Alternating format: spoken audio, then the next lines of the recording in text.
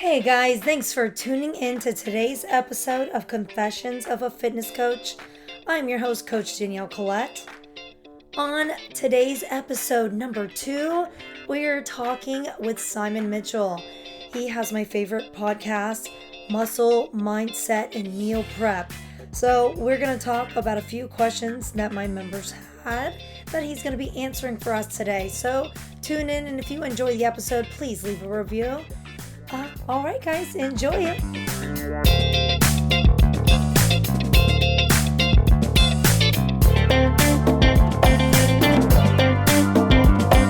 All right, what is going on, everybody? Today's episode, I got Simon Mitchell from Muscle, Mindset, and Meal Prep podcast, which is actually one of my very favorites that I personally listen to all the time. So I was super excited when he said that he would do this interview with me. So Simon, tell us a little bit about yourself. Hey, well, firstly, thanks for having me on. So awesome to be on one of the first episodes of your show. So that's awesome. So a little bit about me. So, well, my business, I run IronParadiseFitness.com. And as you said, I have a muscle, mindset, and meal prep podcast. So basically, sort of in a very quick summary, my story has been from way back when I was a kid. I was sort of the fat kid at school who kind of get picked on, bullied, all that sort of stuff. But over the course of sort of the last, I'd say 10, 15 years or so, I've been going on my sort of very own fitness journey from that fat kid to where I am now, which is kind of helping other people achieve their fitness goals. So I feel like I've gone through from that stage of being overweight, unhappy, kind of pushed out in terms of social interactions and things like that, and not being part of the group and being part of the popular groups. So then I kind of went to the gym. I put on some size, some muscle, but still wasn't really that happy. So then I kind of switched to cycling. So I became quite a good cyclist in sort of national races back in the UK over here. And then maybe it was about 3.5 years ago, I actually had an accident doing that and broke a hip. So at 33 years old, I kind of had quite a major surgery to repair that. And then that sort of led me to go back into the gym to kind of rebuild and recover from that particular injury. And then through that process, I did a lot of research around training, nutrition, and all of those various different things to get to where I am today. And then I kind of had a sort of epiphany moment where I really wanted to help other people out to achieve the same thing. So people that have normal lives, normal jobs, they have careers, family pressures, all of those sorts of things. I want to help those people achieve their fitness goals, because I'm not into I guess my business is not set up to help those guys and girls who want to slap a load of fake tan on and strut around in skimpy clothes on stage. For sure. That's not really where I'm at. So it's ordinary people kind of making real improvements in their life, not just with how they look, but how they feel about themselves. So that's what I do. I kind of do an online coaching program where I help people make those transitions, but also I'm very much keen on the education side of things. So making sure that once they go through a program with me, they've got a level of education that means that they can actually continue with that into the future. I feel that's important. That I think it's more important for people to understand why they're doing something, because everyone can lose a little bit of weight in a short period of time, but it's the sustainment of that that's the most important thing. So for sure, I completely agree. Completely agree. Well, that's awesome. Thank you for telling us a little bit about yourself. Honestly, those are the reasons why I was really drawn to your podcast, and something that we talk about is authentic and being authentic. And that's something you're helping me work with on this podcast. So that's pretty awesome. But cool. I was really drawn into your podcast by the way that you really want to help everybody. And it's not about being fake or just, it's not about just hitting that goal and then just sticking to it. You just want to, it's consistency and consistently, and you give them information that they can continue to use and implement in their life, which is pretty cool.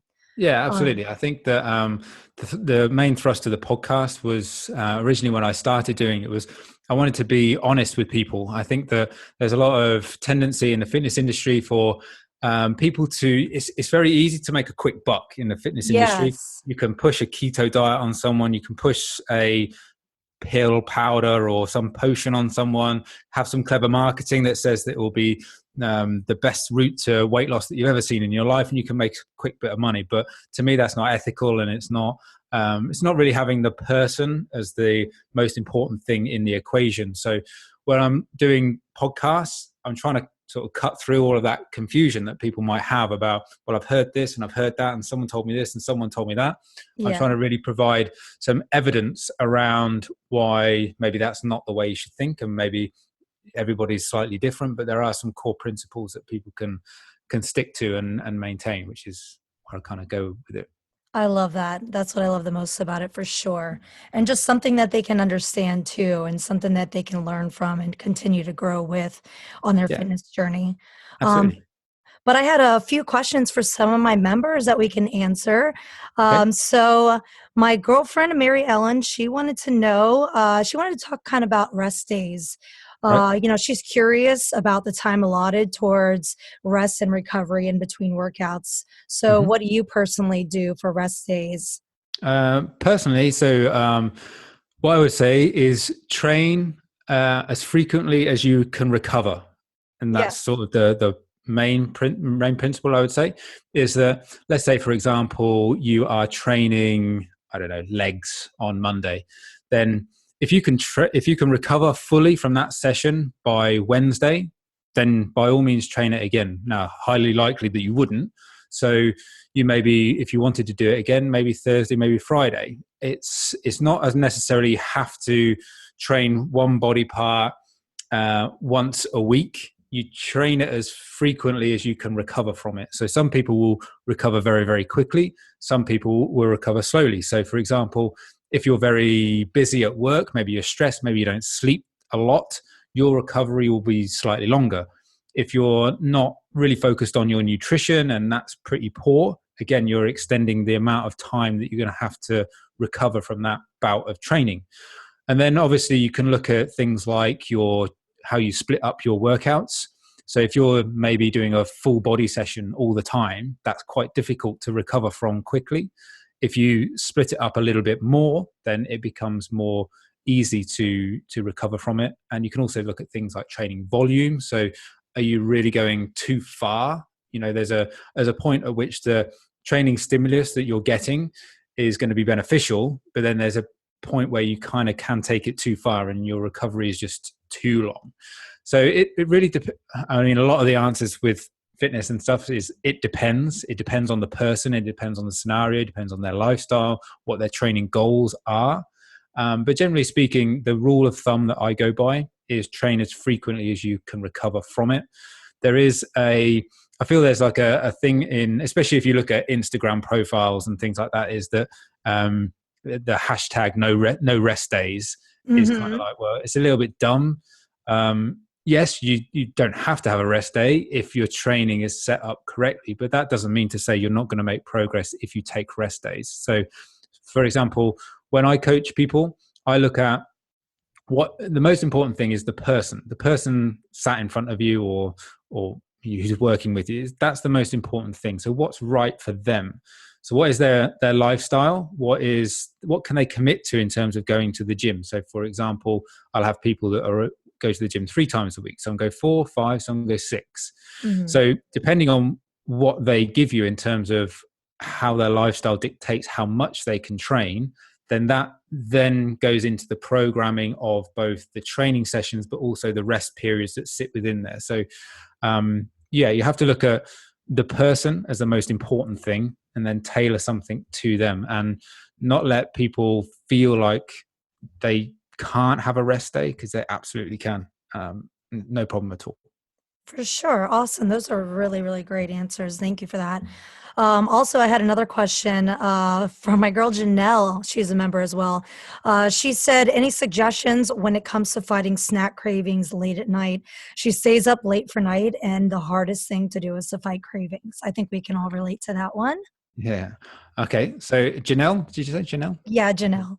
Okay, so Janelle, cravings are very, very common. So, and it's all very, very common for it to happen at night, because psychologically no one wakes up in the morning and instantly craves chocolate or wine, or well, maybe somebody does, but um, most people don't crave those sorts of things early on. Your willpower is quite good early in the morning, so it's generally speaking when you get through the day that then you really start to maybe open up the tendency to go off your diet a little bit and go on to some things that maybe you shouldn't have.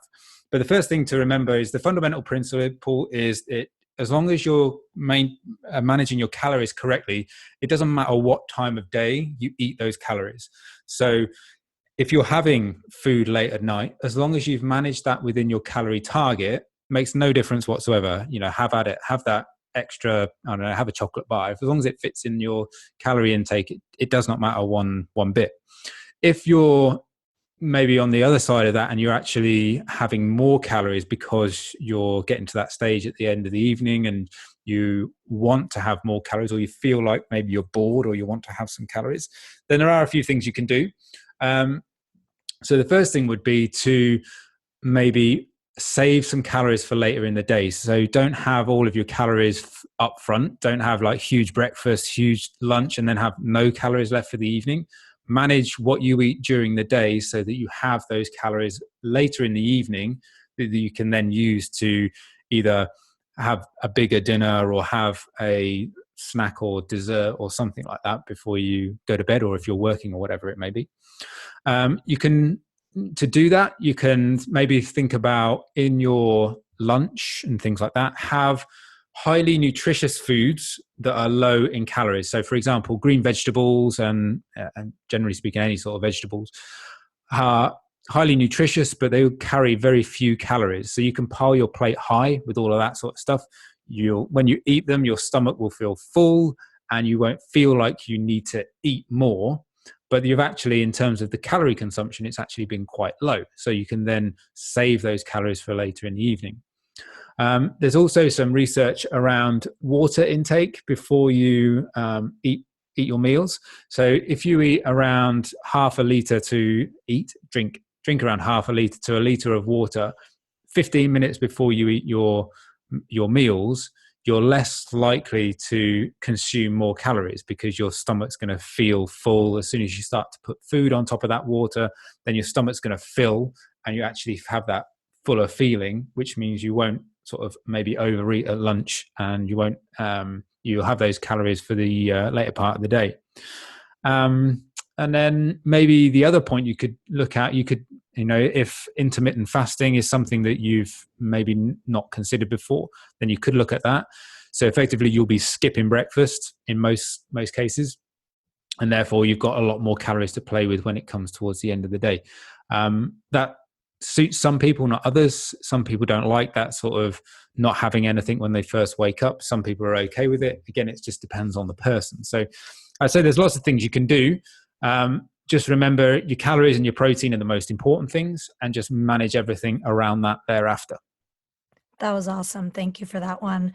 So on top of that, she also asked another question that kind of rolls right into it.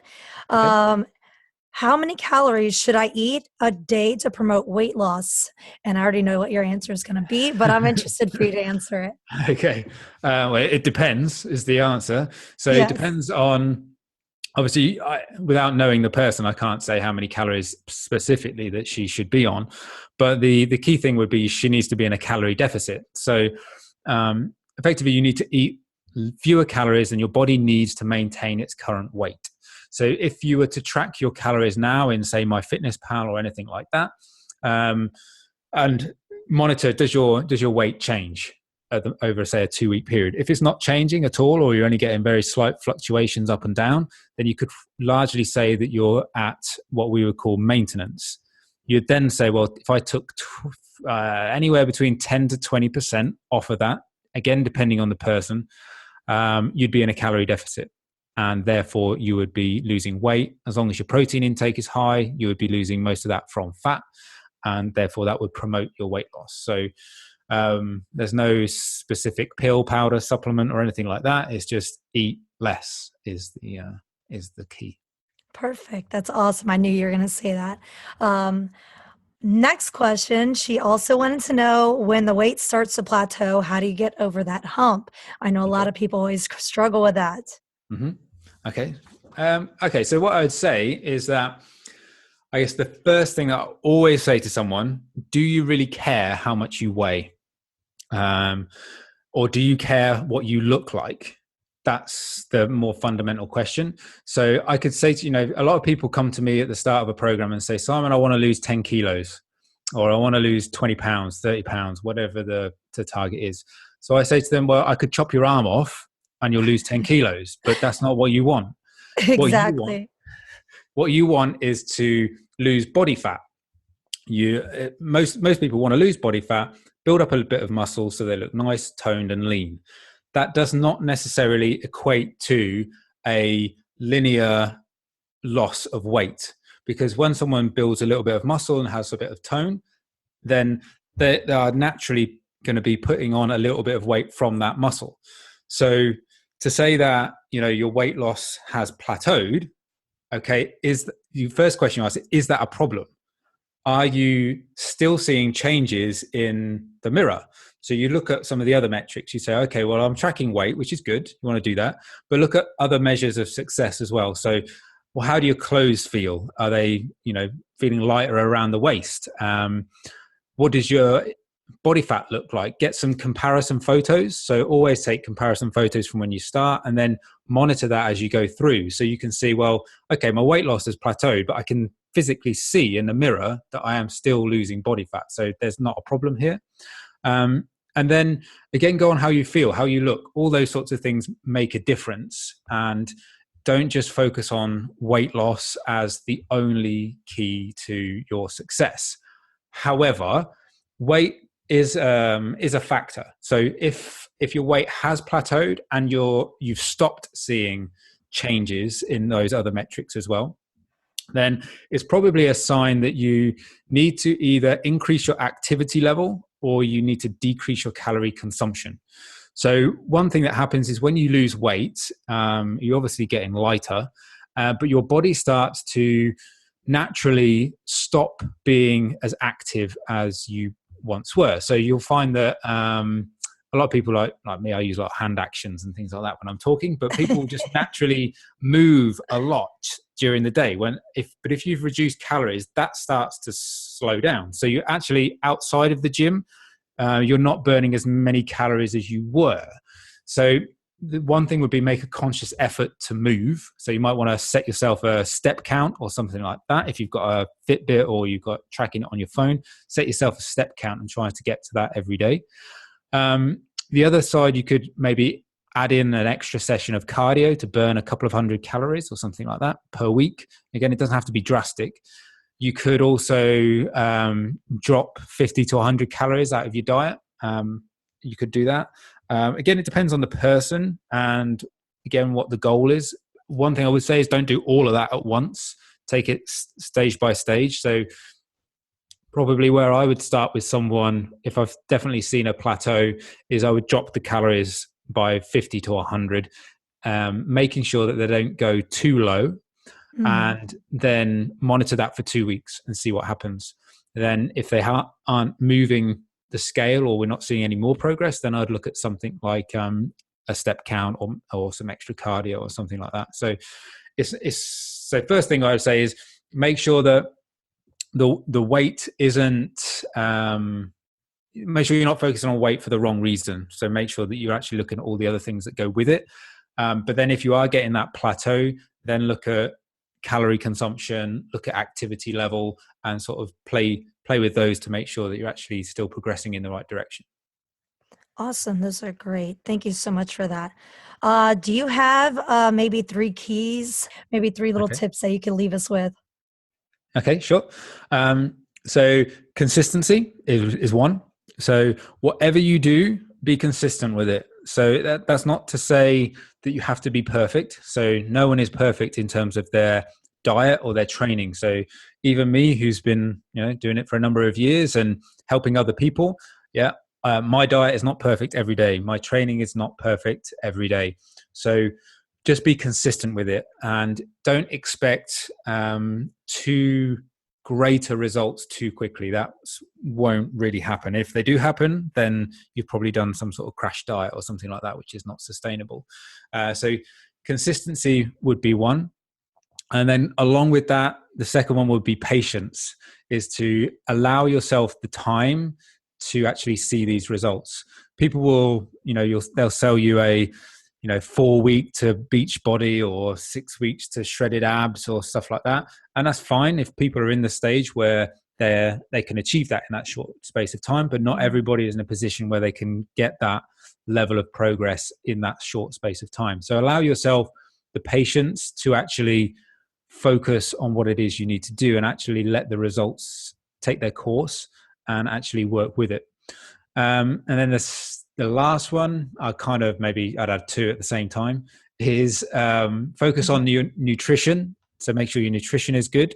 But also in terms of your training, make sure that you are executing exercise effectively. So by that, I mean, what I find with people that are just starting out in the gym, they watch maybe a few YouTube videos and then they go into the gym and start lifting weights, but they're maybe not doing those exercises correctly. So either get some, expert tuition from a trainer, or think about, I always get my clients to think about, well, what muscle is it that you're trying to work? And when you do that exercise, do you feel it in that muscle? If you don't, then there's something not quite right. So I kind of make sure that people don't waste their time in the gym. So one of the sort of common ones I talk about is that a lot of people, when you see them in the gym, they train chest, and then let's say they do a load of bench presses and they come off the bench press and then they start saying, that was an awesome set, but they're grabbing their shoulders. Now that straight away tells you that, okay, if you're grabbing your shoulder after a bench press, you didn't just work your chest, you were just working your shoulder. So that would be a key thing, is if one of your objectives is to build some muscle, then make sure you're doing it properly. Otherwise, there's a large proportion of your time that you're just wasting. So focus on that. Very true. Awesome. Well, those were great. I appreciate your time, Simon. This was awesome. And my members love your accent. When I send them your podcast, they love that. They don't mind that you curse because it sounds so British, so they don't care. Okay. But I haven't sworn everybody, yet, though, have I? no, you haven't sworn. I'm Okay. so surprised. That was the first thing you asked me. Can I swear on the podcast? I'm like, hell yeah. But if you are interested in checking out Simon's podcast, you could find him on Muscle, Mindset, and Meal Prep. You could also find him on Instagram, iron_podcast. Sorry, iron_paradise_fitness. So check that out. Again, thank you so much, Simon. It's been No great. problem at all. It's a pleasure. Always good to chat. And if people have got fitness, nutrition questions, then I'm always happy to help and answer those. So like I say, if you find me on social media and you want to ask me a question or you just want to say hi, then feel free, go for it. For sure. I usually just send my members right to you. Let him tell you in the way that he does. No worries. And I All promise right. not to swear. Oh, goodness. I think you should. Okay. Fuck. All right. All right. Thank you. All right. See you later.